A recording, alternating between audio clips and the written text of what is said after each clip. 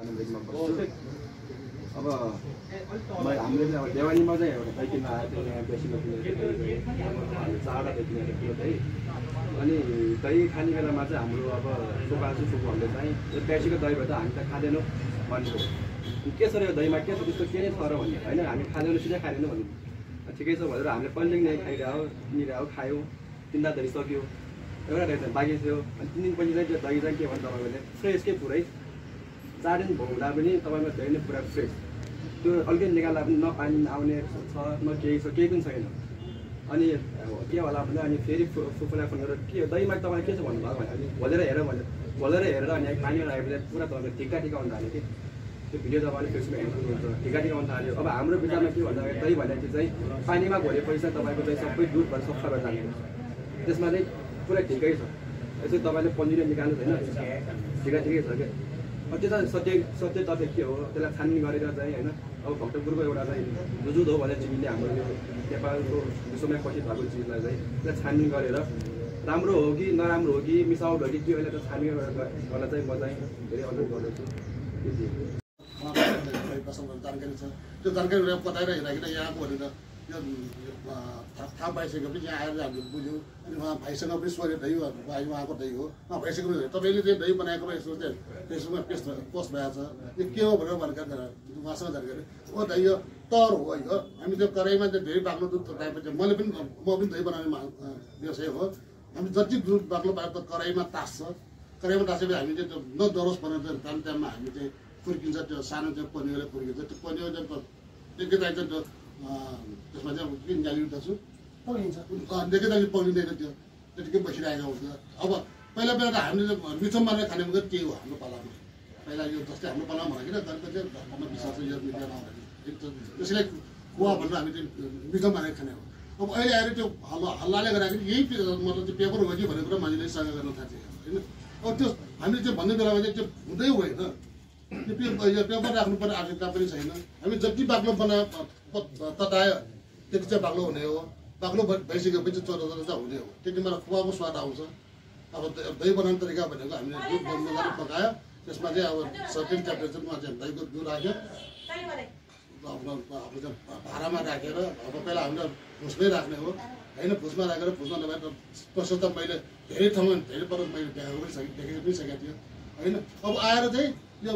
हो कि होइन भन्ने कुरा शङ्का लगाएर उहाँले शङ्का लाग्नु स्वाभाविक हो किनभने प्रेसर परिरहेको छ दहीमा यस्तो छ त्यस्तो छ मिसावट छ भन्ने कुरा प्रेसर परिरहेको साँच्चीकै हो कि भने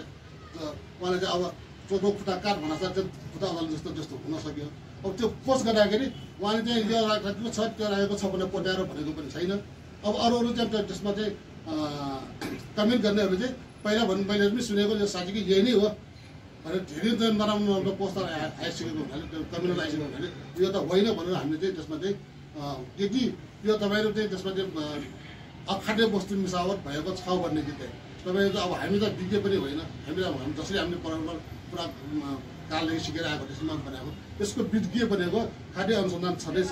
त्यहाँ ल्याबमा गएर चाहिँ टेस्ट गरायो भने चाहिँ ढुक्क हुन्छ तपाईँहरू पनि ढुक्क हामीले पनि ढुक्क भएर त्यहाँ यदि त्यसमा चाहिँ अखाद्य वस्तु भेटाएको छ भने चाहिँ कारबाहीको भूमिका भागेर हामी हुन्छौँ भनेर हामी त्यति मात्र भन्न चाहिए अरू कुरा त अब धेरै जस्तो कुरामा त मैले भन्नै भन्नुपर्ने कुरा त यति मात्रै जस्तो लाग्छ मलाई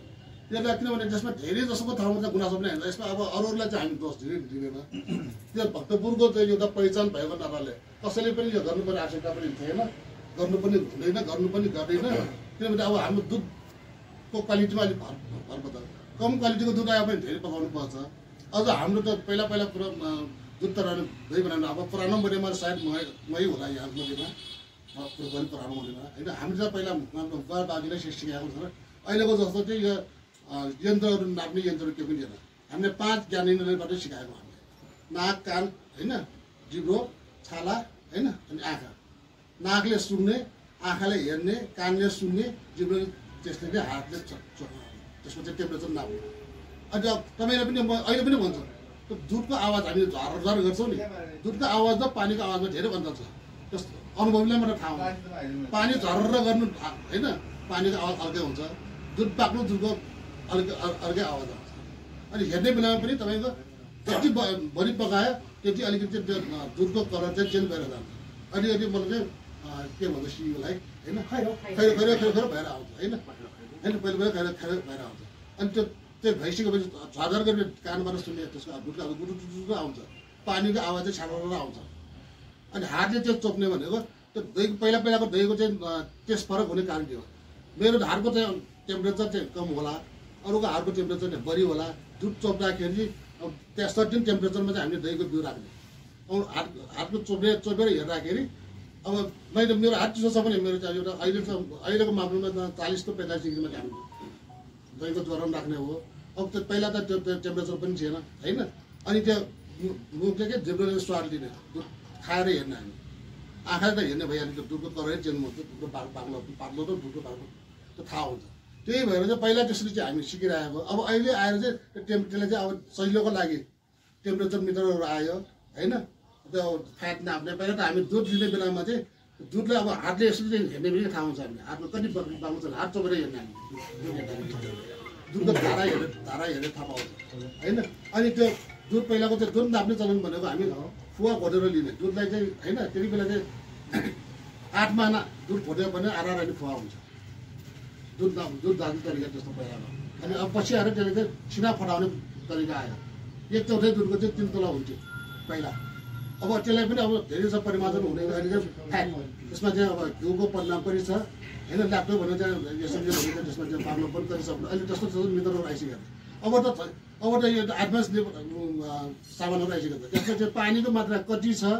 होइन त्यसको घिउको मात्रा कति छ त्यसमा चाहिँ अब कसैले अब पनि कुरा चाहिँ 60बाट कुरा आयो त्यसमा चाहिँ सोरा राख्ने दुध नफलाउने सोरा राख्ने पनि कुरा आउँथ्यो त्यो सोराको मात्रा कति छ त्यो पनि चाहिँ अहिले सबै त्यसमा चाहिँ पराल लगाउन सक्ने मिसिन आइसकेको छ त्यही भएर अब दहीमा चाहिँ हामी अख्याद्य वस्तु राख्नुपर्ने आवश्यकता पनि छैन दही एउटा हाम्रो पुरानो तरिकाबाट बनाएर आएको भएर हाम्रो जस्तो अझ यो दहीको क्वालिटीमा चाहिँ मैले धेरै ठाउँमा धेरैजनाले चाहिँ मैले सिकाएर पनि पठाएँ उहाँहरूको गुनासो के छ भने तपाईँको भक्तपुरमा बनाएको जस्तो दही हाम्रो अन्त भएन दुध पनि अब एकदम तपाईँले भने जस्तो पकाउने हो तपाईँले सिकाएको अनुसार तपाईँले यहाँको टेस्ट हामी दिन सकेन के भएको होला भने म त अब त्यसमा पनि हामी त भाग्यमानी हो हामीले प्रकृतिले बटार दिएको भनेर भन्छ त्यसमा भक्तपुरको वातावरण त्यस्तो चाहिँ अब दही बनाउन सुहाउन खालको सबैको माटो सुहाउनु खालको हुन्छ कुनै ठाउँमा नास्पति फल्छ कुनै ठाउँमा केरा फल्छ भने जस्तै हाम्रो भक्तपुरको लागि जुदोको चाहिँ मौसम चाहिँ एकदम ठिक छ भन्ने कुरा चाहिँ मान्यता राखेर सबै साथीहरूलाई चाहिँ अब दही खानलाई चाहिँ अब भक्तपुरको जुदो खानलाई चाहिँ ढुक्क भएर खानु होला कतै कुरा शङ्का लाग्यो भने भाइले अहिले पोस्ट गरेर चाहिँ के गर्न पाइन्छ होइन अब आफ्नो आफैले चाहिँ राम्रोसँग चाहिँ बिग्यो भने हामीले चाहिँ प्रमाण गरेर कुरामा जापानमा भयो होइन भने अहिले सरकारी निकाय छरी छ त्यहाँ ल्याबमा लगेर टेस्ट गरेर सबै कुरा चाहिँ छर्लङ्ग देखिन्छ त्यति भन्दै म सानो कुरा भए पो म त्यति पनि चित्त बुझेन भनेदेखि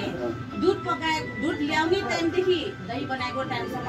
दही झिल्ने टाइमसम्म हेर्नु त्यही दही फेरि लगेर हेर्नु त्यही दहीमा पनि फेरि यस्तै आउँछ कि आउँदैन हेर्नु सबभन्दा राम्रो त्यो अब तपाईँहरूले पानी आएन भन्नुहुन्छ माटोको भाँडोमा पानी पसेर खाने हो कसरी पानी मात्र माथि बस्ने भयो अहिले त चुलासम्म भइहाल्छ चिसोले गर्दा तपाईँको झन् म बाक्लो बस्छ के थियो तर भनेको फ्रिजमा हालेपछि पानी जम्मै तानेपछि झन् तर बाक्लो हुन्छ दही जति दिन पुरानो भयो झन् त्यति पानी कम हुन्छ पानी आउँदैन पानी मात्र तान्छ जम्मै